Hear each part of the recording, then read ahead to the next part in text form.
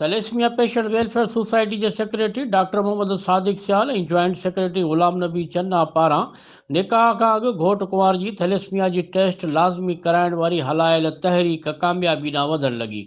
Social media, print media, electronic media ज़रिए पखिड़ियल पैगाम जो असर आम माण्हू ताईं पहुची चुको आहे।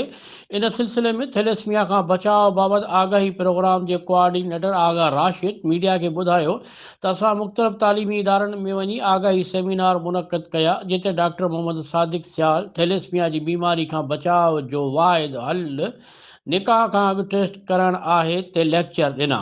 अहिड़े पैगाम खां पोइ नौजवाननि पारां टेस्टूं करायूं पियूं वञनि, जंहिंमें 3 नौजवान राशिद अली सोलंगी, सज्जाद अली बोज़दार ऐं लाड़काने मां कही आयल अब्दुल कवी तुनियो थैलेसीमिया सेंटर नवाबशाह पहुची टेस्टूं करायूं।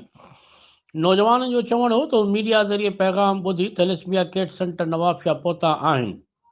आगा राशिद इहो बि ॿुधायो त थैलेसीमिया टेस्ट निजियुनि लेबॉर्ट्रियुनि में हज़ारे रुपयनि में महांगी कई वञे थी, पर थैलेसीमिया केयर सेंटर नवाबशाह में इहा टेस्ट मुफ़्त में करे रहिया आहियूं।